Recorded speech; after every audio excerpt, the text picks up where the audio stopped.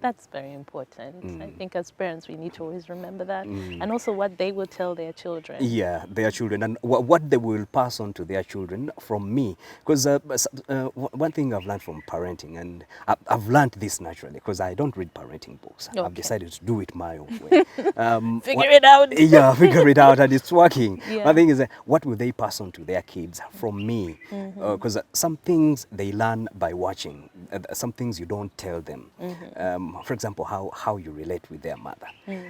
How you relate with their mother will be important. How my daughter will treat her husband, or how my son will treat his wife. How do you solve if there is a misunderstanding between you and them and the kids? Because most parents are easy to go for to go for the chisipa or Ken or what, but how do you discipline them? Yes. That's important. Not everything has to be violent. You don't have to be violent.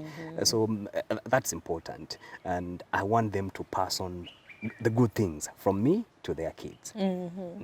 Okay. Thank you for sharing that. Yeah. Now, in terms of like your, because if you're saying you started working in media in Essex, Yeah.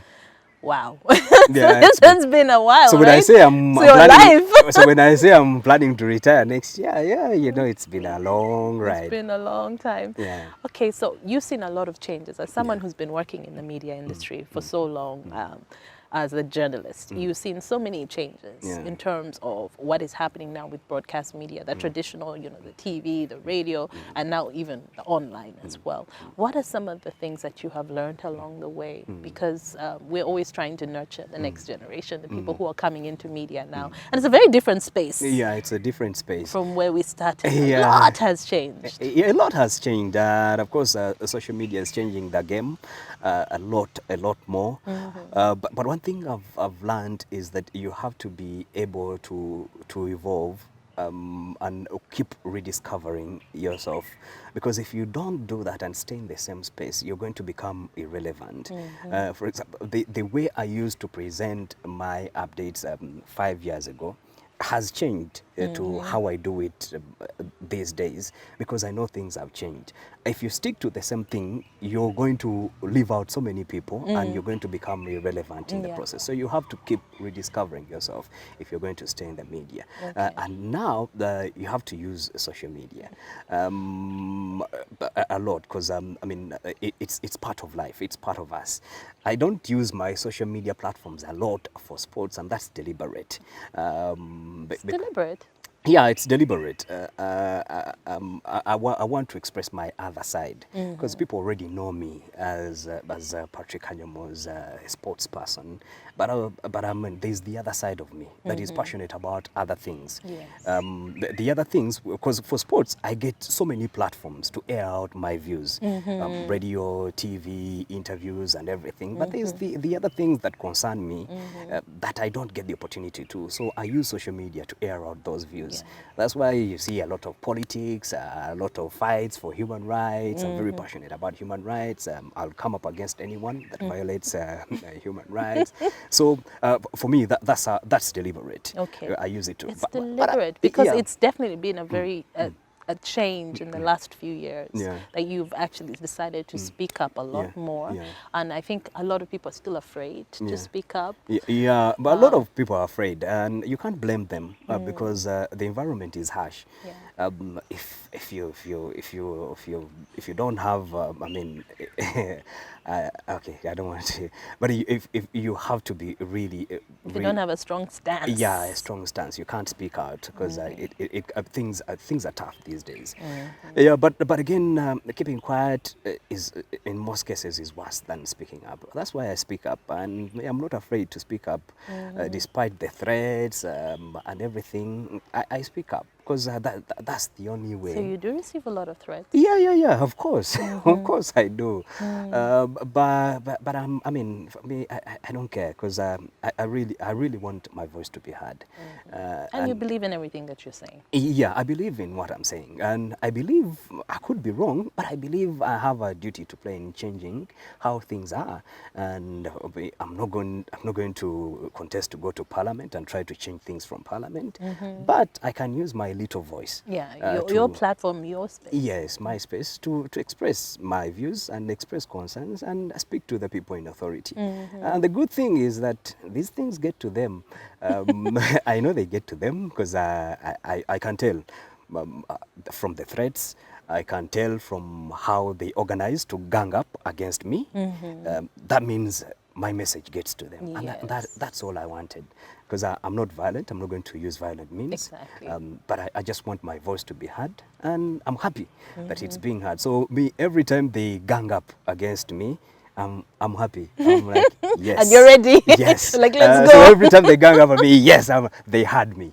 Yeah. My message got to them. Because you're not afraid. You're not No. afraid to call someone out. You're No. not afraid to say, this is not right. Yeah, I'm not afraid, and that's why in most cases when I want to talk about someone, I tag them. I don't believe in talking behind people's backs, so I always tag them. Yeah, but just to get my message across. Okay. Well, it's nice that you found that space and you're using it to make a difference. Yeah.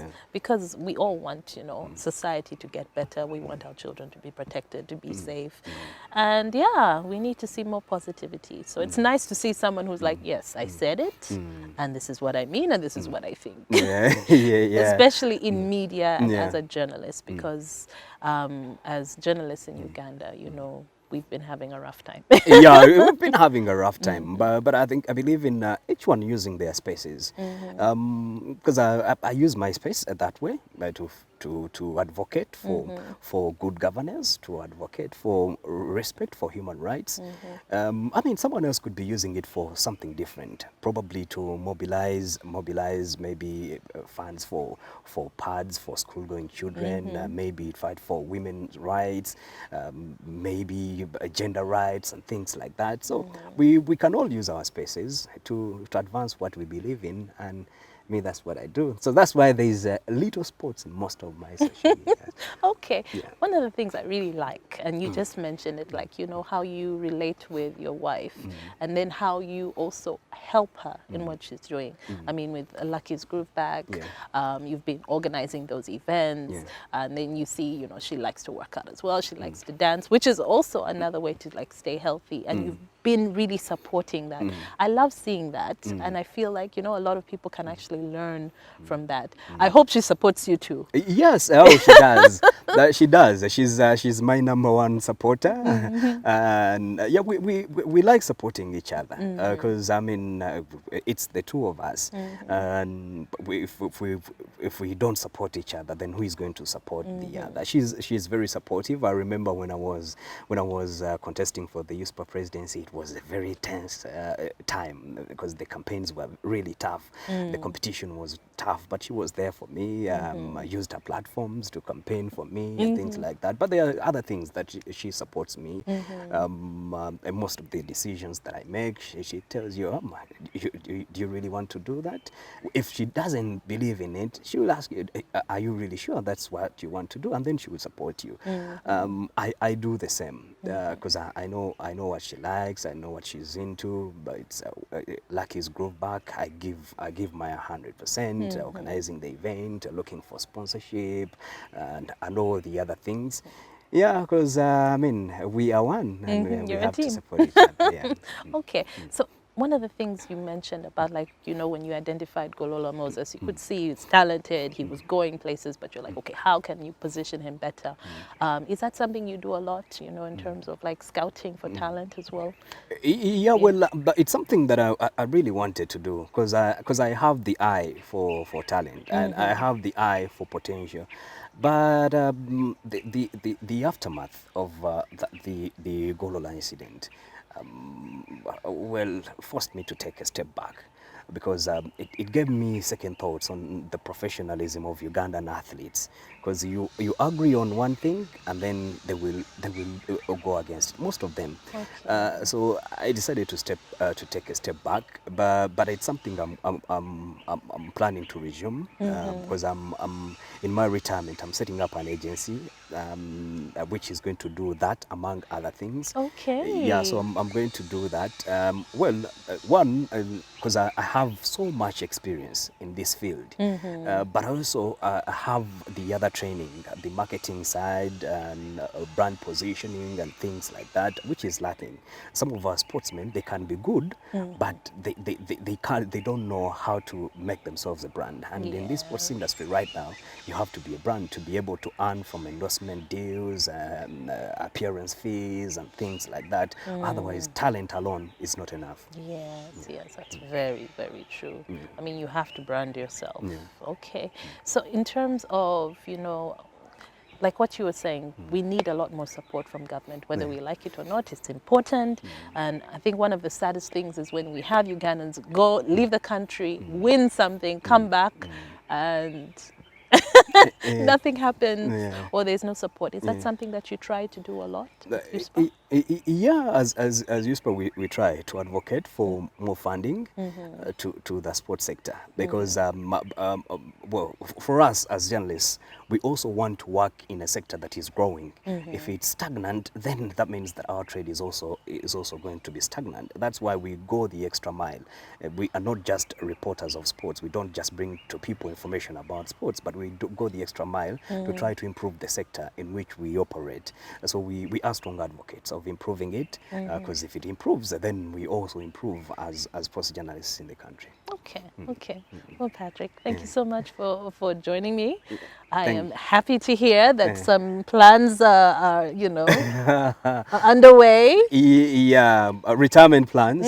You keep saying retirement. You're very clear about it. Yeah, and that's also deliberate. We live in a country where retirement is like taboo. I know. Yeah, Like, yeah. It should be okay for people to retire. Yeah, or just to move to something else. Move to something like you said, else. you have to keep, you know, evolving. And yeah, okay, so we'll be waiting to see. Yeah. I can't wait to hear about this academy. Is it academy or is it agency? It's an agency. An yeah. agency. Yeah. So yeah, so we can bring our children to you. Yeah. But for the sports people who want professional management, because I'm already in the initial stages. Okay. So God willing, I should roll out next year. Okay. Yeah. All right. We'll be waiting, and all the best. Thank you. Thank you so much for joining me. It's a pleasure. Thank you for having me here.